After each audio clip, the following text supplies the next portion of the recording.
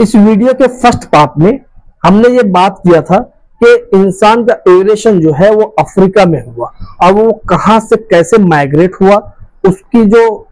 Genetic mutation हुई है, जो डीएनए में चेंजेस आया है वो कैसे हुआ, और हम अपने एक्स क्रोमोसोम से कैसे मेल पूर्वज का पता लगा सकते हैं और जो फीमेल पूर्वज है उनका माइटोकॉन्ड्रियल या एक्स क्रोमोसोम से हम किस तरह से उसकी इंफॉर्मेशन ले सकते हैं, और इंसान किस तरह से माइग्रेट होने के बाद मुख्तलिफ किस्म के अलग अलग किस्म के हैप्लो ग्रुप में बंटा गया। इन तमाम चीजों की इंफॉर्मेशन हम आगे लेंगे और ये भी जानेंगे कि अभी कौन सा हैप्लो ग्रुप कहाँ रहता है। चलिए अब हम इस पे बात करते हैं कि हमारा जो पिता के पिता के पिता है वो कौन है, और हजारों साल पीछे जाइए, इतना पीछे कि हमें एक ऐसा कॉमन सिस्टम मिल जाए जिसका डीएनए या जिसका डीएनए म्यूटेशन या ये कह लीजिए कि उसका हैप्लो ग्रुप आज की प्लेनेट अर्थ पर मौजूद जितने भी ह्यूमंस हैं उनके अंदर उसका जीन्स प्रेजेंट हो, या वो कहिए कि एक ऐसा होमोसेपियंस हमें मिल जाए जिसका जीन्स या जिसके हम सभी प्लेनेट अर्थ पर रहने वाले इंसान उसके वंशज हो। और ये जरूरी नहीं है कि धरती पे वो पहला होमोसेपियंस हो या पहला इंसान हो, बस इतना होना चाहिए कि उस होमोसेपियंस का जीन्स जो है आजकल के मौजूद इंसानों के अंदर उसका होमोसेपियंस जो है उसका जीन्स जो है वो मौजूद होना चाहिए। और ये बात साइंटिस्ट के भी दिमाग में आई कि इस पे अध्ययन किया जाए, इस पे सोचा जाए, और साइंटिस्ट ने क्या किया कि दुनिया भर के इंसानों को वाई क्रोमोसोम पर अध्ययन करना शुरू किया, सर्च करना शुरू किया। तो क्या पाया, अगर हम सभी के पिता के पिता के पिता के जीन्स का ट्रेस करना शुरू कर देंगे तो लगभग आज से 2,30,000 साल पहले ऐसा टाइम फ्रेम के अराउंड एक ऐसा होमोसेपियंस मिलता है साइंटिस्ट को, जिसका साइंटिस्ट कहते हैं कि ये पैट्रीलिनर मोस्ट रिसेंट कॉमन एंसेस्टर है, और साइंटिस्ट इसको नाम दिए हैं वाई क्रोमोसोमल एडम का। ये एडम का इसलिए कहते हैं कि जितने भी इब्राहिमी रिलीजन है उनके अंदर दुनिया के अंदर पहला आया हुआ इंसान आदम है, तो एडम कहते हैं, आदम कहते हैं, वो पहला होमोसेपियंस पहला इंसान है। इसलिए इस वाई क्रोमोसोम को जो पैट्रीलिनल मोस्ट रिसेंट कॉमन एंसेस्टर है जिसको वाई क्रोमोसोमल एडम कहा गया। कुछ साइंटिस्ट का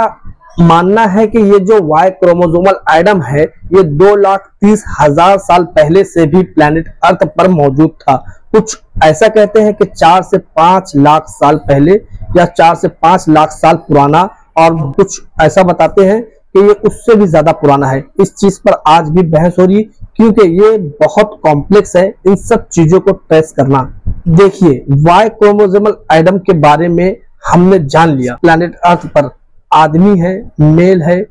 जेंट्स है, इसका एक कॉमन एंसेस्टर है जिसे हम वाई क्रोमोसोमल एडम कहते हैं। लेकिन फीमेल के बारे में अभी तक हमने बात नहीं की, ये नहीं जाना कि फीमेल के बारे में क्या है, तो थोड़ा बहुत हम फीमेल के बारे में भी जान लेते हैं। जैसा कि हमने फर्स्ट पार्ट वीडियो के फर्स्ट पार्ट में ये बताया कि कभी भी किसी फीमेल का एक्स क्रोमोसोम का अध्ययन करके, फीमेल के अंदर जो एक्स क्रोमोसोम है उसका अध्ययन करके हम मेल एंसेस्टर को पता नहीं लगाया जा सकता, उसके मेल पूर्वज का पता बिल्कुल भी नहीं लगा सकता, लेकिन उसके माइटोकॉन्ड्रिया से बहुत कुछ पता लगाया जा सकता है। फर्स्ट पार्ट में हमने ये भी बताया था आप लोगों को कि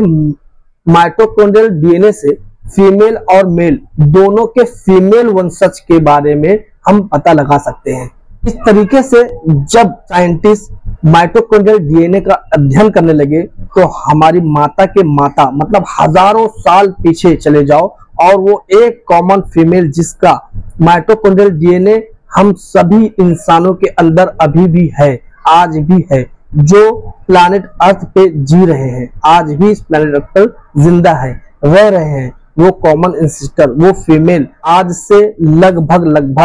2,30,000 साल पहले प्लैनेट अर्थ पर जिया करती थी। अब इसका कहीं माइटोकॉन्ड्रियल डीएनए पूरा ह्यूमैनिटी में, आज पूरी इम्यूनिटी पूरी इंसानों के अंदर फैली हुई है। इसी को साइंटिस्ट ने नाम दिया matrilineal most recent common ancestor of humans, जिसका साइंटिस्ट ने नाम दिया है माइटोकॉन्ड्रियल ईवा।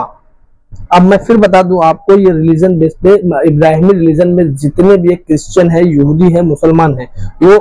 वाई क्रोमोसोम का दिया वाई क्रोमोसोमल एडम। इसी तरह जो है माइटोकॉन्ड्रियल डीएनए का नाम दिया उन्होंने माइटोकॉन्ड्रियल ईवा, मतलब हवा। माई हवा जो है मुस्लिम्स में माई हवा कहा जाता है और यहूदी और क्रिश्चियंस में ईवा कहा जाता है। और ये इब्राहिमी रिलीजन में ईवा को ही दुनिया में मौजूद सारे इंसानों की माँ कहा जाता है। और ये ईवा ही, या हवा ही इब्राहिमी रिलीजन के अकॉर्डिंग धरती की पहली महिला है।